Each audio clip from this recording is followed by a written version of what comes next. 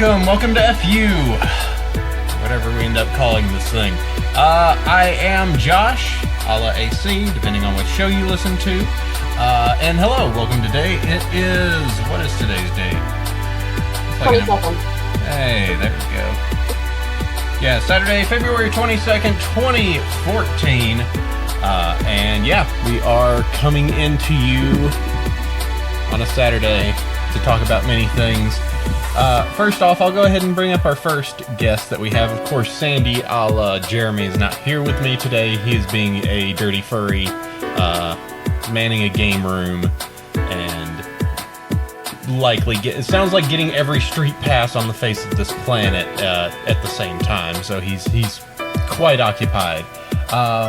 But coming in on the first corner is Tech, one of our constant friends over at Derpy News. Hello, Tech. Hello, everyone. How are you doing? I'm doing well. It's just cold and winter and, you know, how it is in New England this time of year. That's good. You're in one of the very snow-covered areas, so that's understandable. Oh, yeah. So frigid. Meanwhile, we're sitting around in an apartment in t-shirts going, these lights are making it so warm.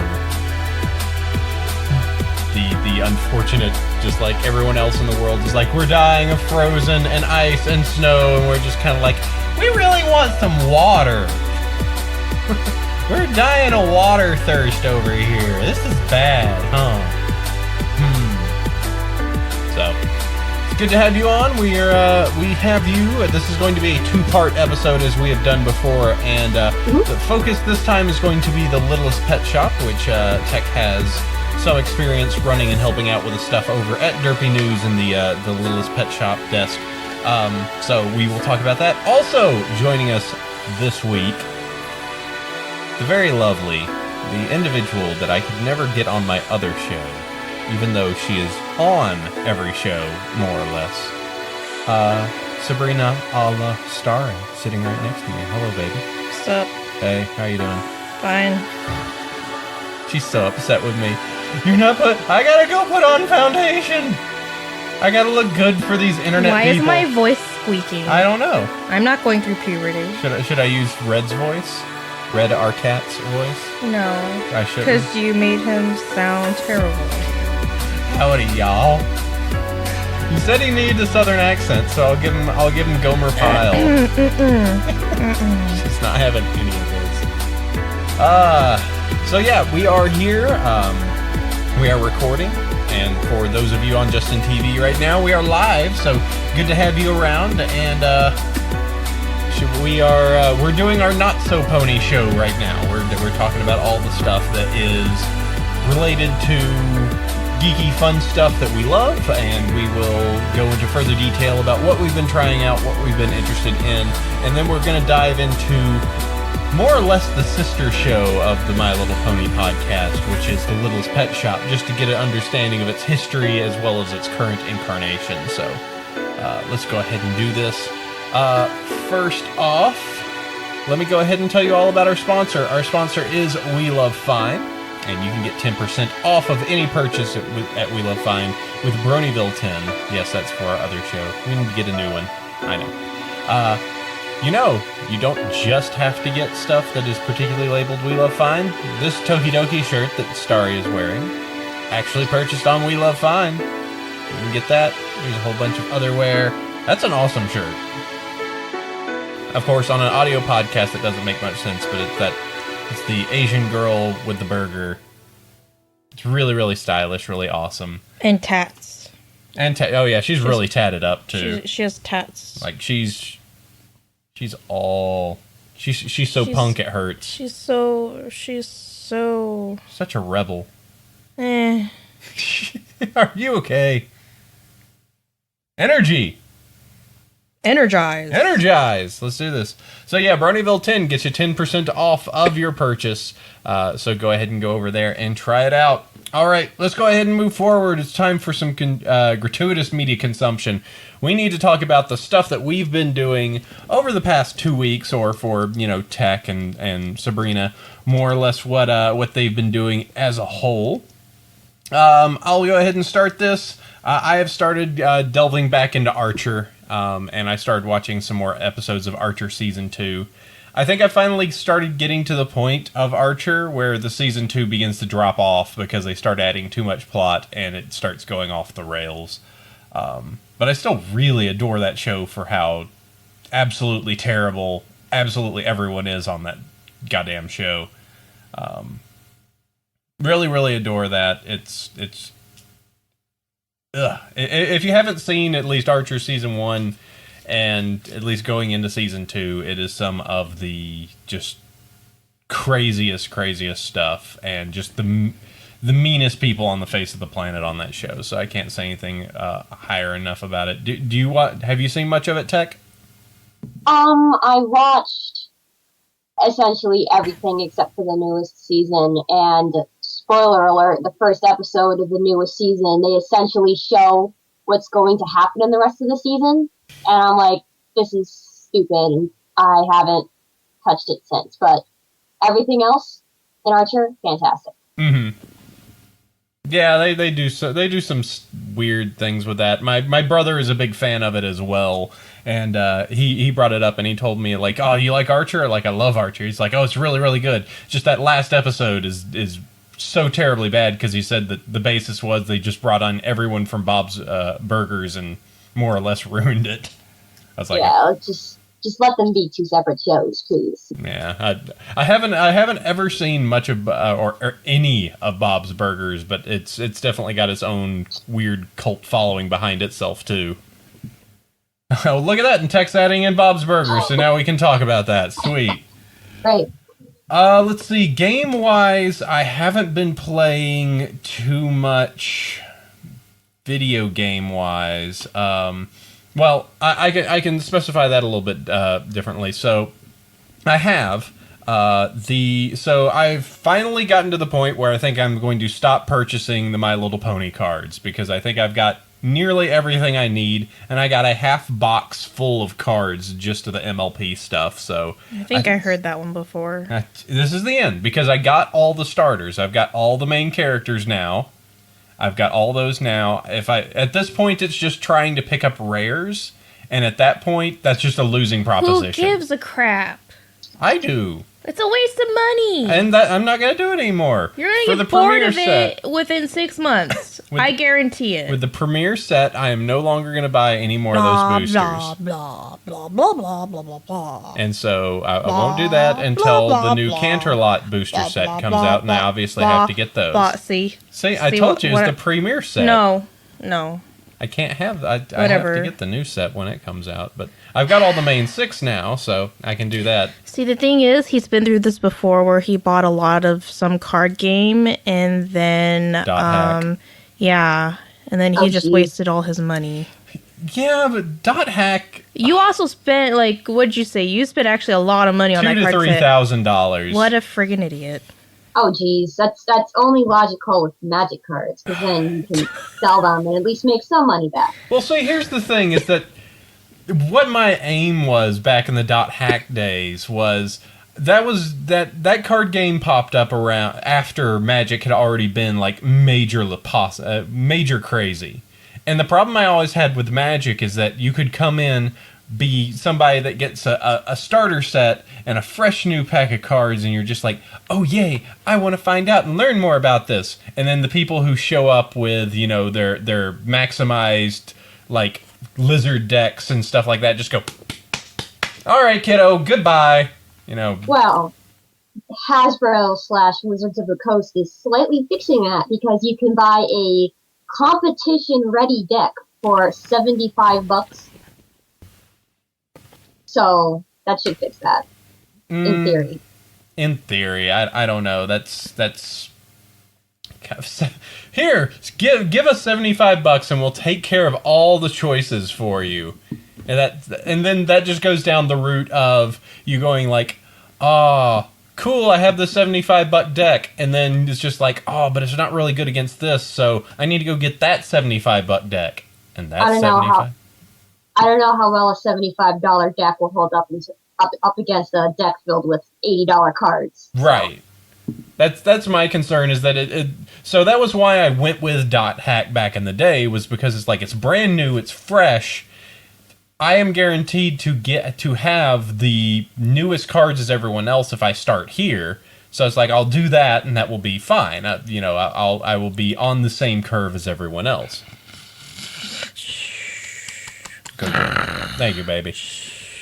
So I did that, and I amassed a great deal of cards and got a bunch of the specials and everything, and I was like, okay, I'm going to do it. I'm going to be really good at this. And then I went to the regionals, and I got second to last. I was like, no. It was one of those things where it's just like, hey, I just wasted all my time. And then the company that created it was bankrupt within a year.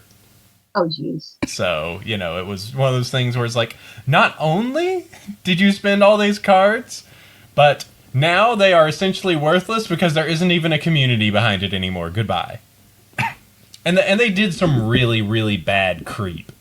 Like, so card creep is pretty much the basis that they add in particular cards that are overpowered, and they have to, they either have to come up with mechanics to overcome them, or you have to pretty much make an errata that says, this is the times you can use it, and this is the times you can't. They created a card that immediately when it was released, they said, don't use it! Don't use that card we just gave to everyone who came to all of our premiere events. It is way too overpowered. Reminds me of Yu-Gi-Oh! And its banned card list of like 200 cards. Yeah, it was so bad because we just got like, oh yay, I got this card, and it's really crazy because you set all your other cards aside and you play a brand new hand until this particular thing happens, and people realize that you could just roll with that one card over and over and over and just lay waste, and then they were like, oh crap, and then they were out of the entire industry within like a year and a half. What creepiness are you looking over there, sweetie? This is the original Blythe doll. Ew, creepo-tastic. What is this?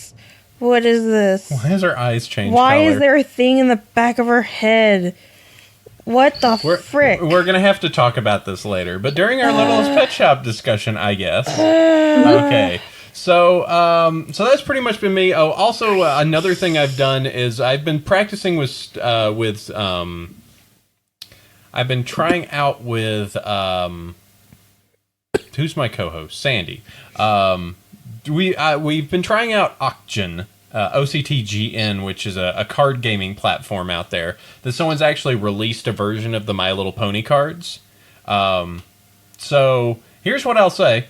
Purchase the My Little Pony cards, but if you've actually purchased them and, I'm planning on putting my card set into this system, but it does allow me to actually play with Sandy across the internet and play the MLP card game. So it's really fun, and it does some of the stuff automated enough, and it's a nice enough interface that it does some of the needful, but you still need to know how to run the game. It's not like, the Duel of the Planeswalkers, where it's just like, just start throwing cards and we'll tell you what sticks. There's still definitely points where it's like, okay, now I click this down, and then I add this here, and then that flips over, and it's not as automated, but it's still, for playing the card set online, it's really nice, and it's a pretty good system for what it is. So go check that out. That's Octgen, OCTGN.net. That's pretty cool. So go check that out. Okay. Let's see, sweetie, what have you been up to? You've been watching a lot of The Next Generation as of late. Yep. Anything you want to say about that? Picard is awesome. Is he? Yeah. Did Riker get better once he started growing a beard? I liked Riker from the beginning, actually. You did? Yeah, and I find it funny that instead of it being the captain being the one getting all the ladies, it's his, it's his first officer that's getting all the ladies. Well, Picard's so just, straight-laced and just I'm getting down to business. I need to do this thing. That, yeah, he's the one that's just I'm cutting loose a little bit, I'm going to do what I need to protect my ship. I'm William Riker. Hey, baby. Yeah, I'm just trying to figure out when they're going to start showing some faults of his, because so far he hasn't really had any. And I'm like, come on, he needs some type of, obstacle he needs to climb over. That's the other side. That's to the other end of the bedroom. It's with Riker. It's just like, oh, I ate this whole hoagie and it's just so hungry. And he's I don't know. I do feel like a lot of the people in the next generation just have this kind of have a very weird Mary Sue syndrome. Like, what would happen if you put an entire cast of Mary Sues together to pilot a starship? It's like, all right, we're going to have the super android that knows everything and does really weird stuff, and we're gonna put the blind guy that's super good at like all the technical aspects of the ship. And then we're gonna put this Klingon over here that just gets his ass kicked every episode.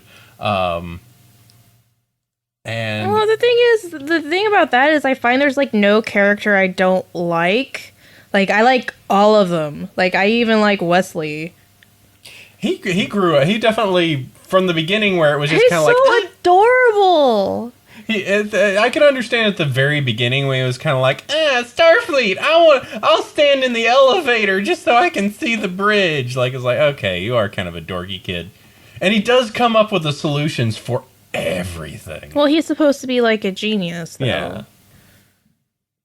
He is kind of a Mary Sue, but I think most people on that ship are Mary Sues in one way or another.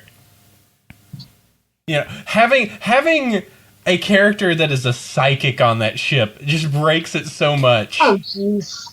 But the thing is, she's not like truly psychic. She can only read emotions, so she's an empath technically. Right, but she goes into every situation, and she's just there on the bridge, and he's just like, I don't know. Let's go check with our psychic. He seems really concerned. It's like, oh, okay, well now we know something's up. Okay, well let's go check out what's happening.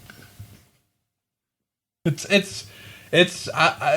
a good show. It's done some very weird stuff. I'm shocked at how many like strange episodes where it's like, we found a weird loop that sent us back into time, and now we're playing out the storybook of a 1950s casino, like the weird time travel. And the explanation was that these beings had killed this guy's crew. And so to make up for it, they built this land of this book that he happened to have. But it was a book he absolutely hated. So he was living in this terribly written book for like the rest of his life until he died. Huh. Yeah, that was a really weird episode. But I don't know, it made up for it because Data was like so adorable when he started playing craps. Was he craps or what was it? He was playing craps. And he kept doing this like cute little, he would like throw it and then snap his fingers and he'd give this cocky little look. I'm like, I don't know. Because he's a robot, so he's just like, the probabilities that I toss this and it's going to land at 7 is going to be at this point when I hold it like this. Like, he did some crazy, like, magic where he's just like, these dice are weighted wrong. Alright, now I weighted them right. I don't know how, but he just did. and then he was throwing like magic the whole night. So it's interesting to watch. I mean, so we're still on season 2 right now and making our way further in, and then we're going to do the entire movie run after that. So that's going to be. And then I really want us to do Deep Space Nine next. Like, that's my ultimate goal. Voyager, I'd be interested to go back in and just see how it is with Janeway. Crazy Janeway, but Deep Space Nine, every time I get interested, it's just like, it's crazy space politics. Like, oh, okay, I could check that out. That seems interesting. There's at least that one part where they have to, a season finale where they have to abandon the entire outpost because they get invaded. Oh, jeez. So yeah, that sounds crazy. Let's see. Let me check what else we got here. The Lego Movie. How spoilery do we want to go on the Lego Movie, guys? People in the chat. Should we put a big spoiler warning? You have had 2 weeks. I mean, we watched at the last possible minute, basically. And you know what was shocking about it? We went to a 3D showing Saturday at 7 o'clock? It was like 6. 6 o'clock? There was 5 other people in the theater. Huh. That was the weirdest thing, because this has just been this movie's huge! This movie is so crazy! It's making so much money. We walk into that theater, and it's just there's 2 families here. We are in Bizarro World Theater, where it's just RoboCop's the new hot thing in this universe. Boop, boop, boop. So,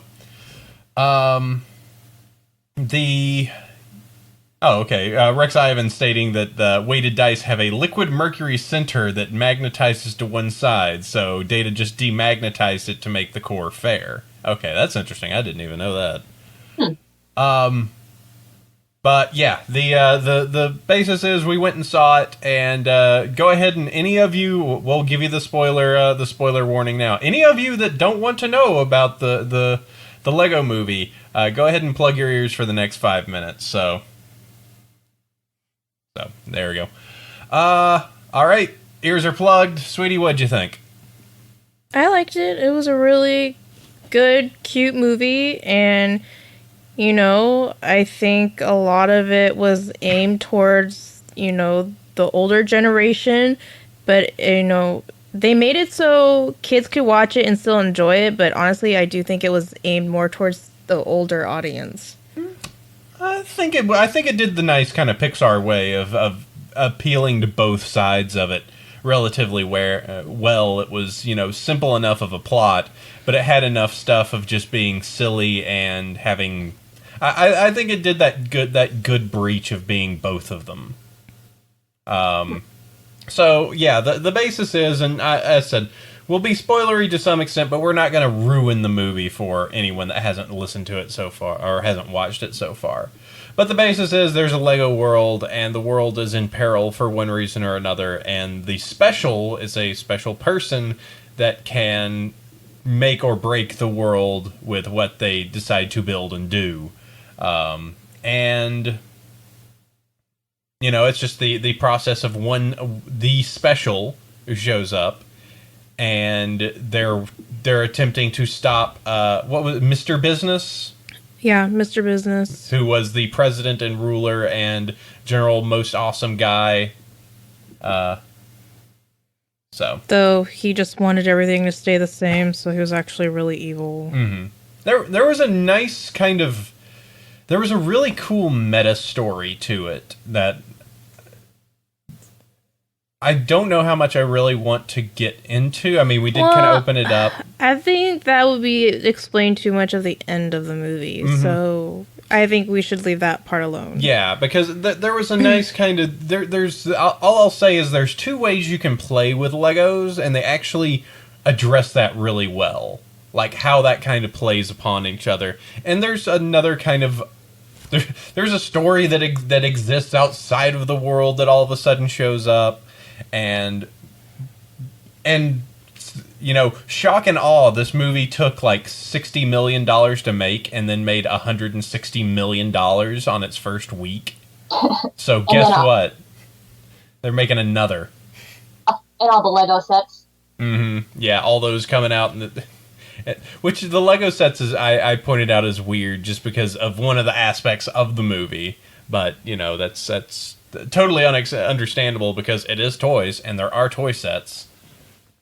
So, but yeah, it was, it's one of those things where you were looking in Rotten Tomatoes, it's this is a 96% movie. It's holy crap, I think we might need to go see this. If everyone pretty much across the board is going this is better than it has any right to be, probably should go check that out. So, I'd advocate it. Go catch it in the movie. I don't know. What'd you think about the 3D? Because I don't think it really made much of a big impact in the movie. Not really. I mean, it just kind of there. It accented some of the parts, but there was nothing I saw that really felt like it benefited from it. I mean, maybe that one really distant scene with the Old West. That's the only part that I thought that I was like, oh, that's kind of neat. You can see it back there. But otherwise, I think you can go see it in 2D, and it would be totally just as good of an experience. Yeah, you don't have to wear silly glasses and turn them in and all that stuff. But yeah, and I'll never be able to think of Taco Tuesday the same. No, which was weird because then like the next week you went to Taco Tuesday. No, I didn't. Oh, you didn't? No. You got invited to a Taco Tuesday. Yeah. Which I with my upper management. Yeah, I didn't want to go to that. But then it was just like we watched this movie and there's a big plot point around Taco Tuesday, and then the next week her management invites her to Taco Tuesday. It's like, uh-oh. Oh no. Beware the Craggle. Beware the Craggle. All right. Well, I think that takes care of that. Let's move in here. Oh, and you also put Unikitty as best cat pony Lego thing. No, I didn't. Someone else put that. Yeah, someone else put that. Unikitty's really cool. I did like Unikitty, but I'm sorry. Just Batman. She is a Batman girl. Even though he was a total jerk in this movie. I think that was the best thing, though, like him being such a jerk in this movie. To the Batmobile. Oh, crap. To the invisible plane! Oh, crap! And the funny thing is that movie is so well done that you actually, at some point, your mind... It's almost... It's pretty much 90% CG, but just because of how well they 3D modeled it and the No, I heard it was like 50-50. I thought it was far more... I mean, there definitely was points like the end credits was they confirmed 100% all made out of blocks, but a lot of it was actually just CGI. You know, the explosions were definitely not like actual bricks and everything, but you know, it was really kind of it was really good. Yeah, I'd advocate going and checking that out and catching it in theaters. You know, maybe once it cools down a little bit and once the kiddies have caught wind of it or have gone in to see it. But it was a really fine movie. Tech, what's League of Legends? League of Legends, it's a video game where you play with your friends. Is it popular? It is. You don't have to pay if you don't want to. It's magical. Is it like Dota? It's better than Dota because there's actually tutorials and the game doesn't take 3 hours.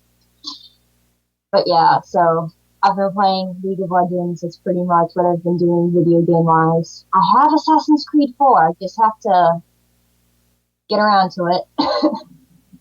But yeah, they're making me...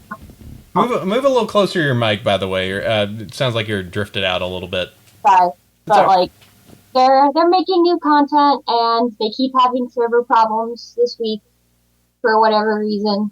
But they just came out with a new champion. He's a eyeball tentacle monster and he shoots lasers.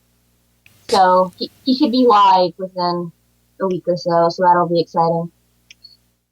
Okay, and League pretty much is your MOBAs, your I mean it's going to be hard pressed to find somebody that doesn't know much about League of Legends or any of the, you know, Dota and Defense of the Ancients, everything like that. This is me playing League of Legends. Ah! What am I doing? What do I do? What do I do? What do I do? That was me trying to play League of Legends. Stop getting farmed! Stop getting farmed! Stick to your lane! Stick to your lane! I keep dying! Oh my god! I'm gonna run this way away from all the shooting and attacking. So you just need a character, I guess, that just grinds on like the random enemies of the world, and then you can just actually come in and lay waste later in the game because you don't do well when confronted with PvP. But, you know, if you could just be like, I'm just going to hit these gnomes for the next 30 minutes. Oh, you mean a jungler? Yeah, a jungler.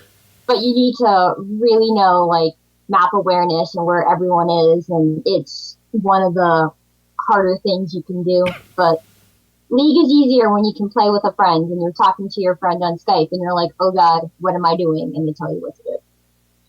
Well, my experience playing it was in one of my gaming classes. We had a free day, so the teacher's like, okay, let's all play like the games that are on the computers, and one of the games was League of Legends. So everyone in the classroom was playing, well, as much of the classroom as possible, because I guess there is a limit to how many people can play. So I was freaking out, and I was like, all these other people around me were just like trying to tell me what to do, and I'm just like, okay, oh shit, I died. Get the last hit! Get the hit! Oh my god. So that was kind of like embarrassing. I've never played a MOBA, mainly for reasons that I could see that my blood would boil. I've had enough periods of playing the PvP in World of Warcraft where I was just like, screw it, I'm done. I'm done with this. I'm done, I'm out, I'm not doing this anymore. I'm queuing back up. I hate it. Just because it's one of those things where it's like, if I'm fighting just a random monster, I feel like I'm okay because I can beat this computer program, but there's always going to be someone there that's just kind of like, and I'm going to sneak up behind you, backstab you, and beat the ever-living crap out of you, and you can't do anything. It's like, oh, great. I hated rogues. Those were the worst. They were pretty bad. You were saying, Tech? But yeah, I mean, League is a team sport, so I mean, there are going to be assholes on the other team who will make fun of you every time you die or screw up, and there will be assholes on your team who will make fun of you every time you screw up, but there's good enough people. So, again, playing with your friends, just get a bunch of friends to play with you, or just duo queue with your friends, and it's pretty good. And just report any assholes you run into, and eventually they get cycled out, in theory. So, Mary Angela in our chat actually is wondering, how long have you been playing? As I just typed into chat, I made a account about a year ago, and I played maybe twice, but I started playing again this summer, and I'm slowly getting up to 30, and then I will be out of Plastic 6 and officially be Bronze 5, and hopefully higher. That sounds like all those things you just said sound like they're good. Yes, I'm getting there. It's just, I'm not playing ranked games yet, so technically I don't have many stats that are public. It's just all server-side stuff. But I'm not the worst person I have ever run into on League, which to me is a good thing. Likely would be me if that was... Yeah, I probably should give a shot on one of these things. Maybe Starry and I could jump on League and get ourselves crushed, and you could have you guys around and be like, "Oh, you didn't do so bad for a bunch of losers." What's your usual main? Oh, I do a lot of support, so like Nami, Soraka. I've been getting into AD carry, so Quinn. I like Ashe. I like Lux. They're all girls. I don't know why, but there's still like 120 something champions, and I've played maybe 30 of them. So just, waiting to play people, figure out what I like, and then buying the things I like. So what's your suggestion for someone coming in first time? What, like, if you were to give me and Starry some characters that, be like, well, you can go in here and you could not be as sucky if you use these guys.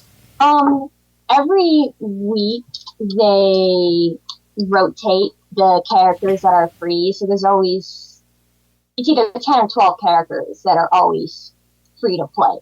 And some of them are like really high-end characters, some of them are really easy characters, and so this week they have a couple difficult characters, not that many good stuff, but there's Ashe, she shoots things, she's Drow Ranger, and there's a guy Garen, and he spins with his sword, and Rise shoots magic, and there's just some basic characters that they always have. They're going to make it so lower level players will always have the same pool of champions to pick from, so you can always play Ashe or Garen or Rise or Sivir. But if you do want to start out, find a friend that knows how to play and say, hey, play with me for like an hour or two, and then they'll talk to you and help you out, and then you just kind of, keep practicing. And it's very helpful to have friends, because if you're just playing by yourself on the server, then people will be upset with you if you're making mistakes left and right and you're constantly asking for help. So. You're just screaming, carry me, carry me! Well, they do have even if you're not like ranked, they still have a value on the server about how good you are. So if you're new, you're only going to fight new people, and especially if you're going to fight versus AI games, it's just going to be a bunch of newbies versus a bunch of easy AIs, and then you just go through that a couple times until you're confident enough to do a game against actual people, and then you'll play against other really new actual people, and slowly you'll make your way up depending on how quickly you learn things. But you can spend so much time learning the meta game and watching professional players and keeping up with the news to get really good. And I do have a few friends that are really, really good, but they play League several hours a day, and they're always studying and tweaking the meta game and reading the subreddit where the mods and the devs talk about how they make the game, what's coming in the game. And so it can be a huge time sink if you let it to be, but it's also something fun to do with friends if you just want to keep around. Sounds like sounds like World of Warcraft back in the day, where it was just like, all right, guys, I started up an account, so I'm dropping out of college for the next year. Bye. Well, unlike World of Warcraft, you don't have to get to level 90 through many hours or paying $60 to get to the quote-unquote endgame content, because there's really no such thing as endgame content in League. You just essentially do the same thing over and over again. Right. It's just that the situation's different every time. Just grind. Just like, I need more flowers. I gotta make more potions. Yeah. I can't... we actually got our characters up to the point that we could start doing the Panda expansion for WoW, and then I just think we both kind of just fizzled out. Just like, eh. We played it for like 2 years straight together, so it was really... I don't know. Like, I want to be able to play it more, but it just... It's just hard to get the time where it's just like... And part of it was also back when we were playing that was kind of one of our ways, long distance, we could spend time with each other. And now that we're, like, directly next to each other right now, it's kind of like, okay, so you go and point your head at that screen, I'll point my head at this screen, and we'll go hit kobolds for the next hour. Like, it has less use than it did back then. Yeah, now that we're like we're physically in each other's presence, it's kind of like there's funner things we could be doing together. Remember the stupid cute stuff we would do? Like every time we logged out, we had to find an inn and have our characters sleep next to each other. Yeah, like just the stupid romantic. Just like, hold on, we gotta go find an inn and find one that has a bed, so that way we can lay in it and our characters can sleep next to each other. And we'd have to keep repositioning our characters, because sometimes I would lay down and then you would lay down, and your character's face would be my character's crotch. Or yeah. Sometimes accurate. Sweetie, no, hold on, stop, get it back up. You're 69. This is bad. No. Feet on the other side of the bed. It would just do some random shit like that sometimes. I'm like, oh, let's not fall asleep like that. Awkward. So, yeah. So there's that piece. All right, so I've noticed you bringing this up, and I don't know anything about it, and the fact it exists kind of drives me nuts, but go ahead. What the heck is this? Oh, yeah, good old Teen Mom 2.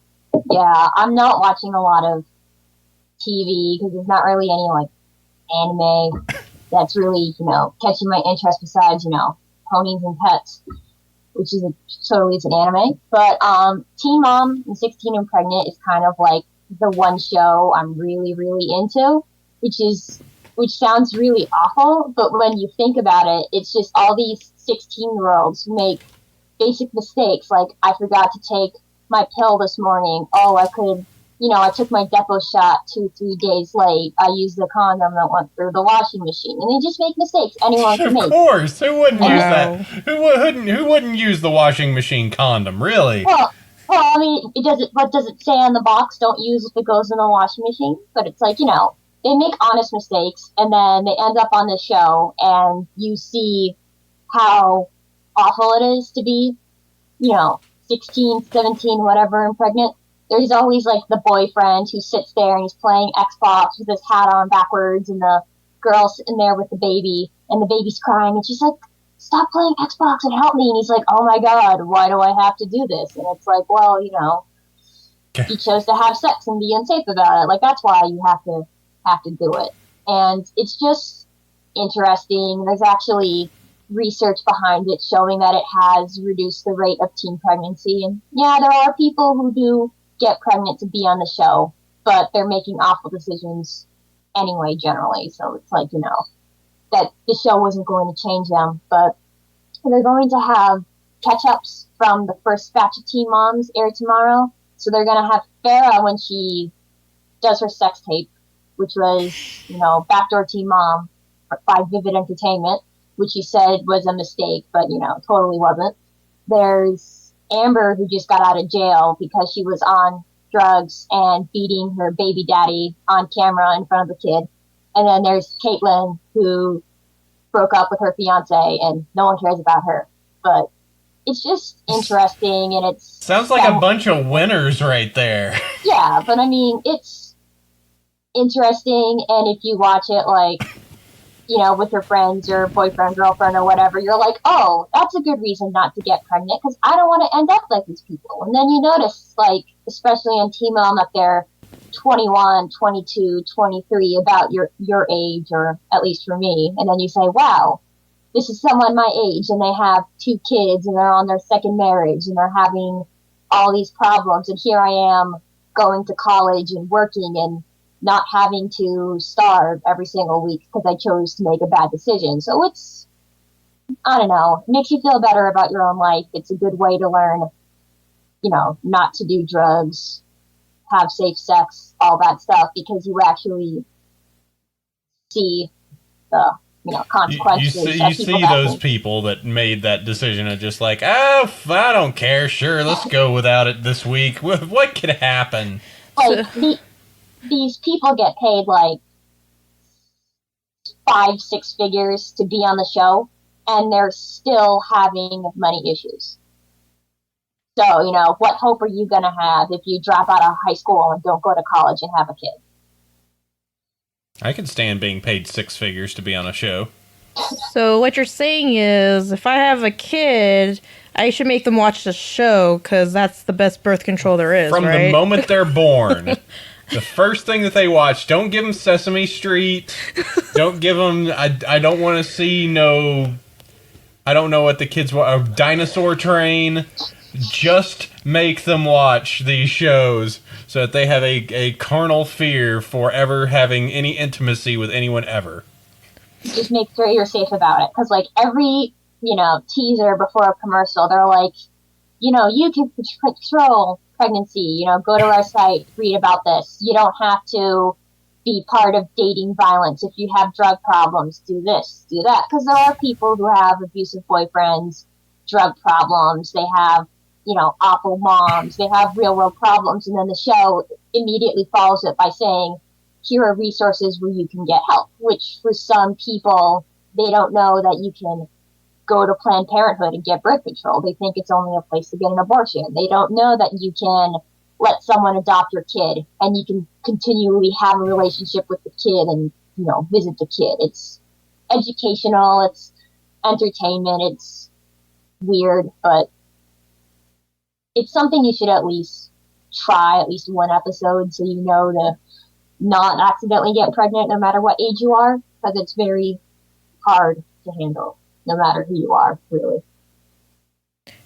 Yeah, most people, I think, never truly understand what it's like to actually have to raise a child until it actually happens to them.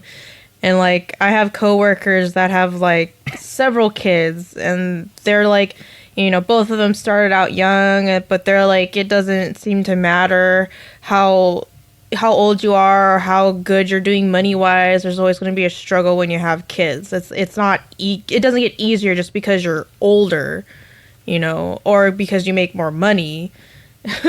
It's going to be hard no matter what.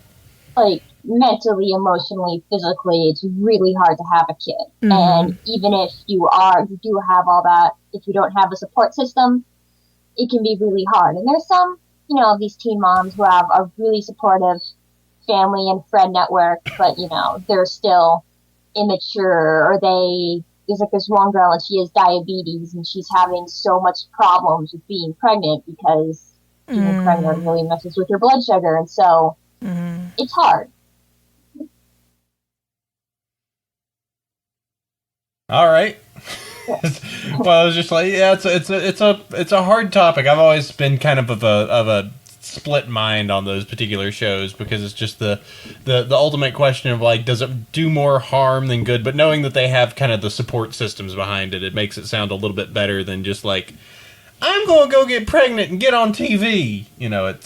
They're actually making it so it's just like, hey, guess what? This sucks. Don't do it, kids. Yeah, and then you have to be on reunion shows with Dr. Drew, and Dr. Drew sits there and he's like, "Are you stupid? You're still having sex unprotected without birth control," and then he embarrasses you in front of the whole country for not learning.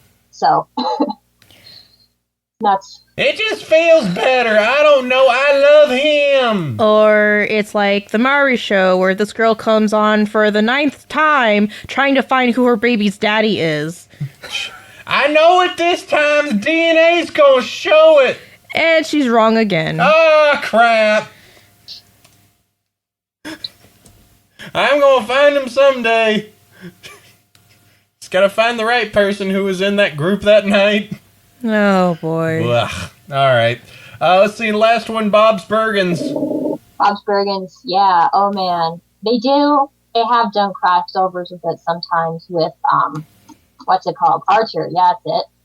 Bob's Burgers comes up like 8 days after it airs on Hulu, and it's on Netflix, the older episodes, and it's good.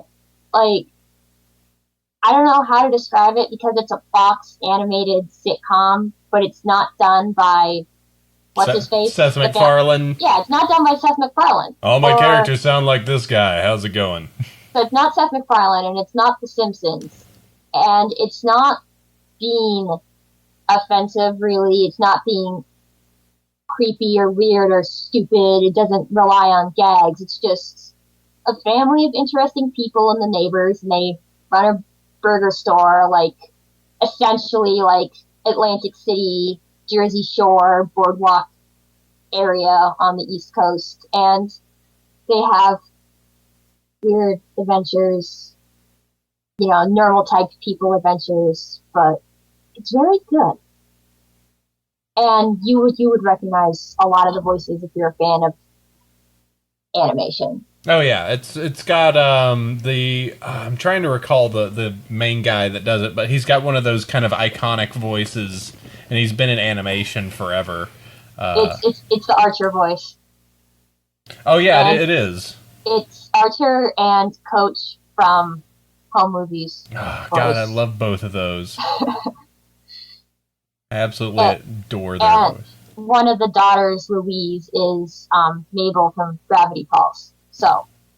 This is it H. John Benjamin? I believe that's probably it. But yeah, I mean. Yeah, it's very nice. Yeah, that's him. H. John Benjamin. He does Archer's voice as well as Bob Belcher on Bob's Burgers.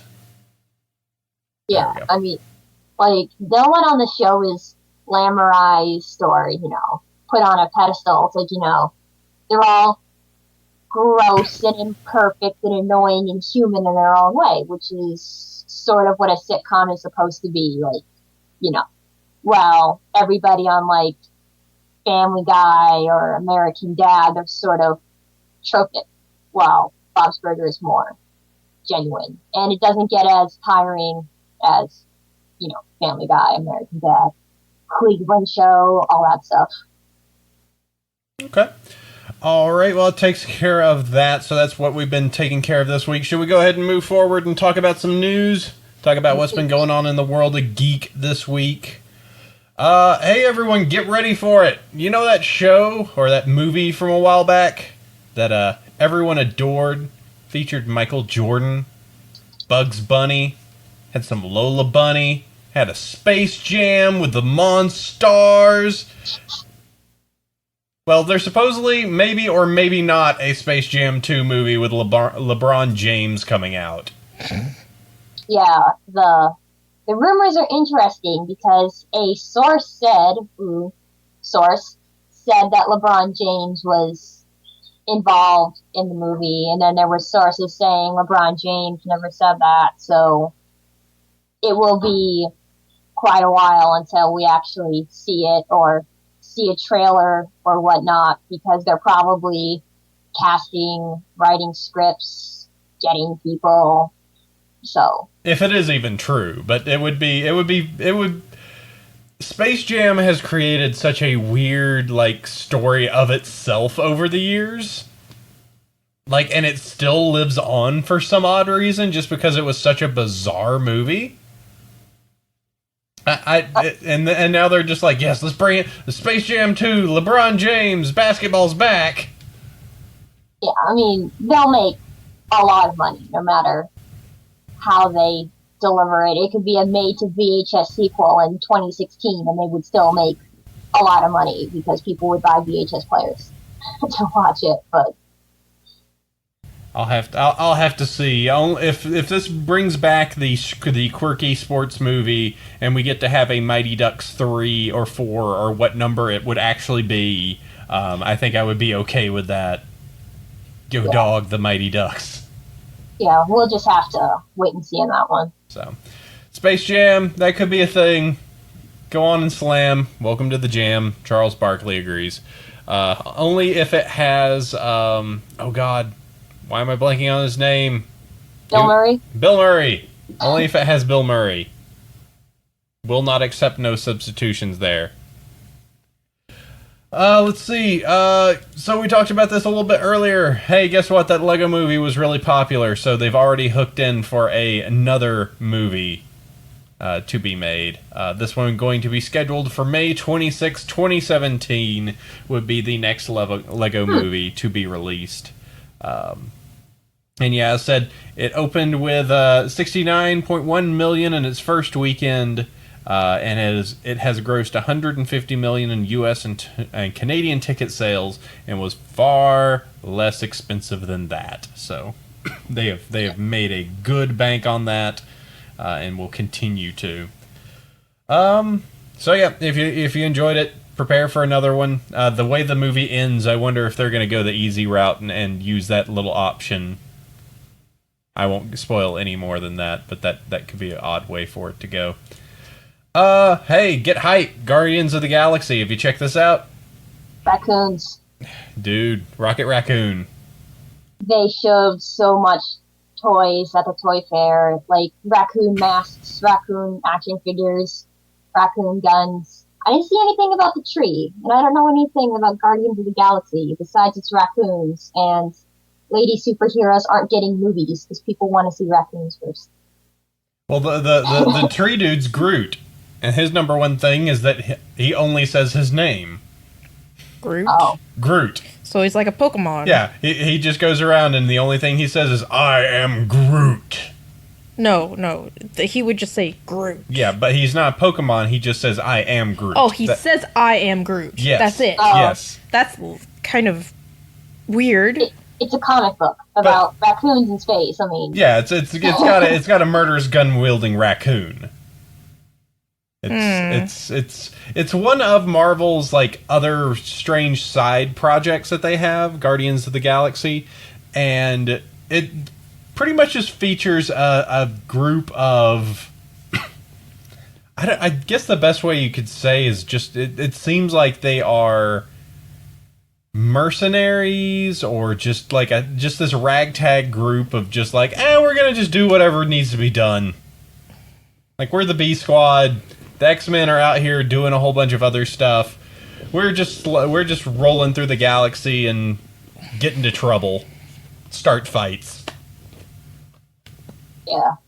So it'll be good. I don't know. It's a quirky enough. This is probably the first project that Marvel is doing that is kind of questionable. Like all the other stuff that they've done before is, I would say, more or less maybe a little bit of a shoe-in for, it was going to work. Iron Man, the first one, may have been a little questionable, but this is the first one where it's like, who the hell is... They've got a raccoon. There's a guy that's a tree.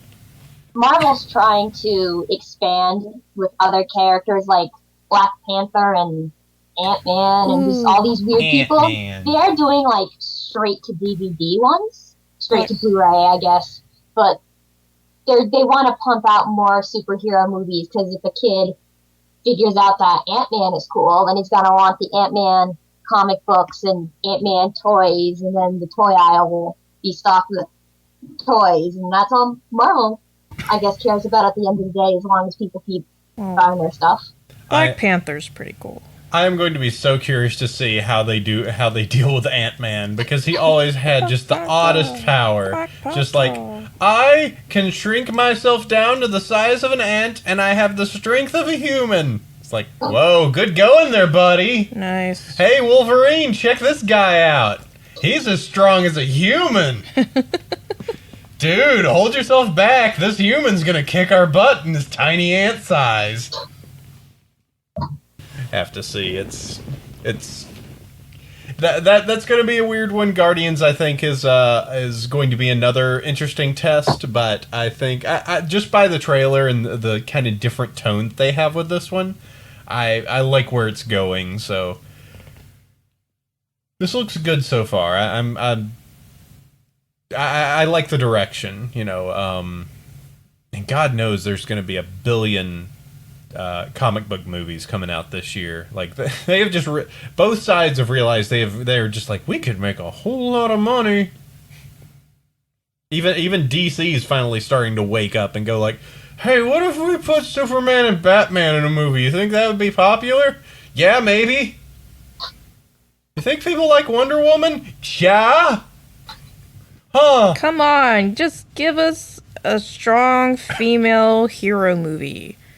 Catwoman doesn't count. Catwoman was just a shoe-in so that they could actually do The Dark Knight. Like that. How is that even related to The Dark Knight? Well, go ahead. There was a Halle Berry Catwoman movie that was awful, which wasn't really connected, because it's like Halle Berry was a normal lady, then she got killed, and then a Siamese cat Egyptian god turned her into Catwoman. I don't know. It has nothing to do with The Dark Knight. Yeah, that's... Catwoman in The Dark Knight, like how Robin was sort of in The Dark Knight, worked, because it hinted at the grander canon that comic book nerds would like, but for random people in the theaters are like, oh yeah, that's a woman being sexy. I like that. Mm-hmm. Well, the way I understood it is that the person that did Catwoman is the same person that did the Batman movies, the recent ones. And I think that was one of the stipulations that they actually had to go through. Is like, no, before you can get the Batman, you have to go with Catwoman. And this is the concept. It's Halle Berry. She's a sexy cat lady. You gotta do it. And he's just like, oh my god, this is a train wreck. All right, fine. There's that. It's done. Can I now play with Batman? It's just like, we gotta do this stupid movie so that we can actually get to the one that we want to do. What is this hand motion you're doing? It's drawing. That's drawing? Really? Drawing. Like this? Drawing with like one of those kindergarten pencils that the kids don't have the grip right yet, so they're grabbing the pencil with their whole hand. This is my boyfriend, people. Well, kind of want one of those pencils now. No. Just those massive barrel pencils, just so thick, and the carbon's like an inch in diameter. Moving on. Just going at it. Segueing. Sure. What we got? Irrational Game shuts down. Oh no. Yeah, that actually made me really sad, because I really did want to... That's one of the friggin' places I wanted to work at. So you wanted to live in Boston and work at Irrational? Well, not so much the live in Boston thing, but...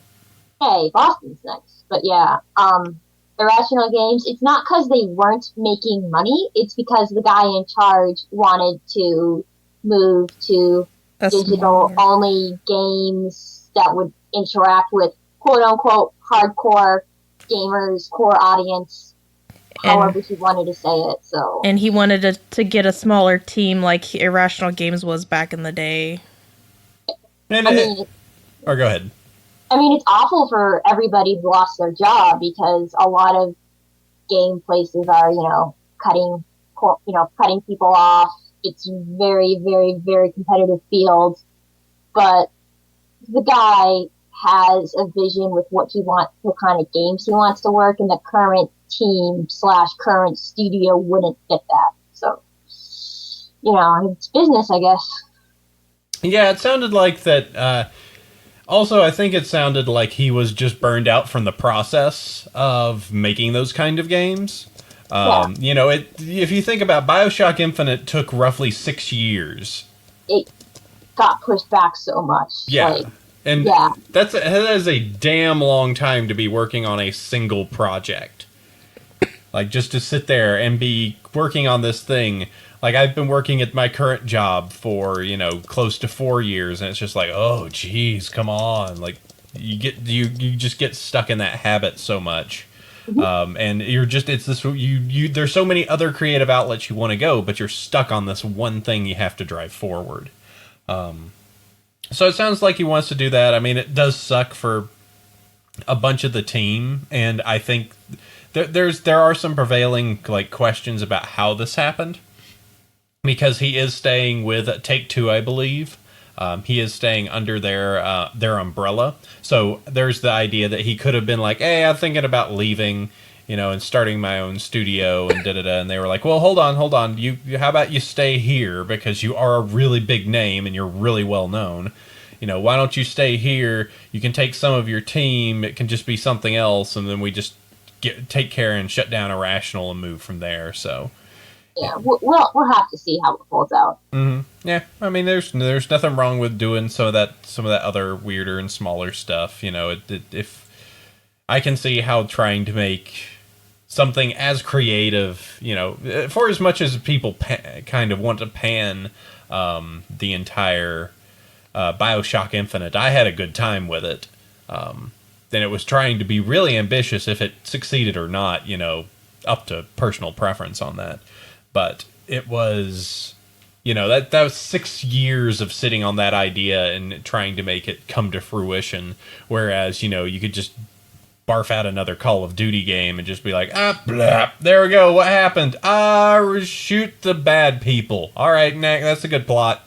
Shoot the bad guy. Could you stop doing that hand motion? Just shoot. That is not how modeling and animation works. Bad guy.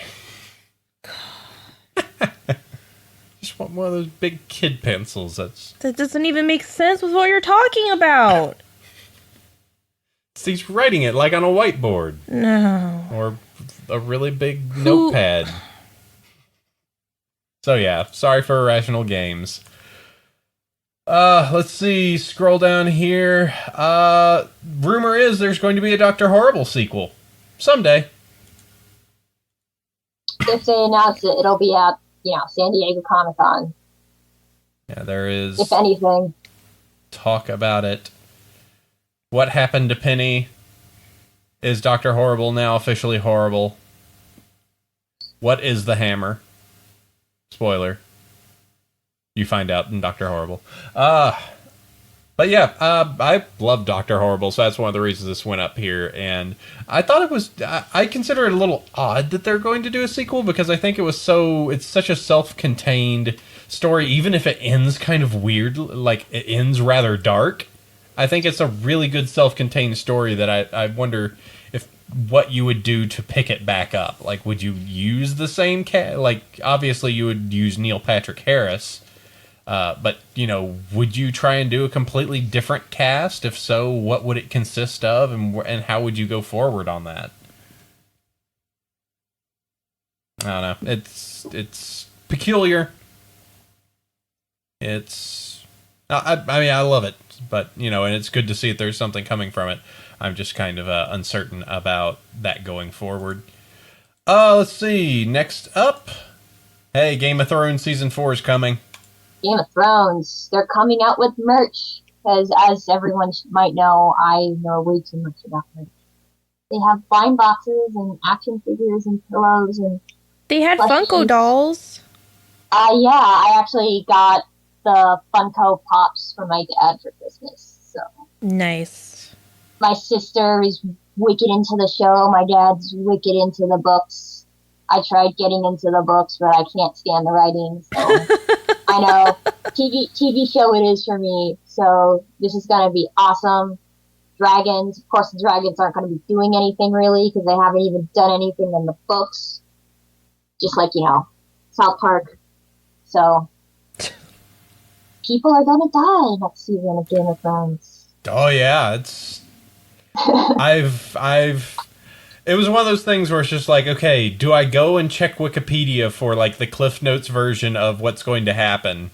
There's a TV show wiki and there's a book series plus TV series wiki. So you gotta make sure you read the Game of Thrones wiki, and then you will be spoiler proof 99% of the time. See, I was going and reading the book wikis just because I was like, I gotta know what happens beforehand, so I can watch the transition of just going like, oh crap.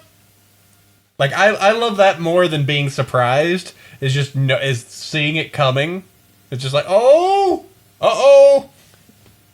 Yeah, I just essentially read ahead with the wikis because the world building is so cool and interesting, and I wanted to just learn about the background story. And there are spoilers just by knowing the background story, but it's like, who cares? It's nice. It's cool. Dragons. Here there be dragons. Really, really jerky king. Oh man. Game of Thrones Red Wedding Planner. Now you too can experience your own terrifying themed best day of your life. Nice one, Rex. That's a good one. Yeah. This is the thing that I hope that happens after this is all done. But the kid that plays Joffrey, I hope so much that he doesn't get typecast to that character because he is so good at being that dick. Guy. That I'm really afraid that people are always going to go like, "Oh, you're Joffrey," like Lucius Malfoy, the actor who played him. Like he's so good at being this horrendous jerk that I'm just afraid that it's just going to be like 5 years down the road. He's going to be like, "Yeah, everybody just remembers me for that, and they think I'm a giant asshole." It's like, no, I'm actually like a cool guy. It's like I believe you. Oh. One of my friends who's listening to this, he told me over Facebook that Joffrey was the nice kid in The Dark Knight. So yes, he has played other roles which don't have to be a douchebag. So you can do a deep cut whenever you go see him and be like, "Oh, hey, I liked you in The Dark Knight," and he'd be like, "Thanks. Everyone else calls me the jackass." Yeah, like the actress who plays Dany wears like a ridiculous wig to have the really. It's supposed to be like silver hair, really long silver, white, whatever hair, and her natural hair is like really dark. So she can be at a Game of Thrones red carpet event and no one will know who she is. Wow. Mm. And then you're, Ed Stark and you're just the dad who dies. just dies at the beginning of everything. It's like anime mom hair, but with fantasy dads, I guess. Wander around with a pike everywhere. But yeah, Season 4 of Game of Thrones coming up, and yeah, very, very hype for that. That's going to be great. All right, well, let's end out this first hour or more than an hour of the show with a little bit of fun. Let's go ahead and talk about 6 conspiracy theories that inspired sci-fi and horror movies. So this is over at Den of Geeks. 6 conspiracy theories. Let's see, we got the Philadelphia experiment, which was the entire one, was a mind. Let's see, this one was the nuclear project, I believe. Mm-hmm. And so that pretty much brought the Philadelphia experiment, brought some of the other things like 100,000 BC. Then you've got Roswell, which, well, I wonder what movies that created, like Encounters of the Third Kind. And also the series Roswell. Yeah, Flight of the Navigator. That definitely inspired a lot of things. The Men in Black themselves creating a movie about Men in Black, which actually came from a book in the 1956 called They Knew Too Much About Flying Saucers. It was the first to bring about the idea of the Men in Black. And then the X-Files and other stuff that used them as well. Moon landings, and the different versions of that with movies like Bill Cranston's We Never Went to the Moon and Capricorn 1. And the Dairatov Pass incident, which I'm not as familiar about. The death of 9 otherwise healthy people on a ski trek in the snowy wastes of Russia became a Russian lore, and then it created movies like the 2013 Devil's Pass. So that's a list of some of the stuff that you can see. Six conspiracy theories that cause sci-fi and horror movies. So you can go check that out. And that'll take us to the end of the first hour. So we're going to chop this up and do 2 separate little hours of this. Next hour is going to be Littlest Pet Shop, any emails that come in, as well as cool things. But we'll go ahead and chop this guy up here. So let me go ahead, since this will be separate recordings. Thanks, Tech. No problem. Thanks to my girl here. Love you. She's so tired. We got to get through Littlest Pet Shop, baby, and then we'll be done. And then thanks to all of our fans over there on Justin TV/Bronyville Podcast right now that are doing that. You can go check that. BronyShow.com or BronyvillePodcast.com is where you can find the show right now. Bronyville@gmail.com is where you can send those emails. You can join us roughly every Saturday, noon Pacific at Justin.TV/Bronyville Podcast. iTunes reviews, we love them. My Twitter account right now is at Bronyville, and my usual co-host is at Chef Sandy. She's at BeckBirdie30, by the way. And conventions, the next one coming up for me will be BabsCon. Well, for the two of us, will be BabsCon. And with that, that'll be hour 1. Let me go hit the recorder, and we'll start up hour number 2 or so. And take care, everyone. Bye-bye. You're all free now! You gonna stick in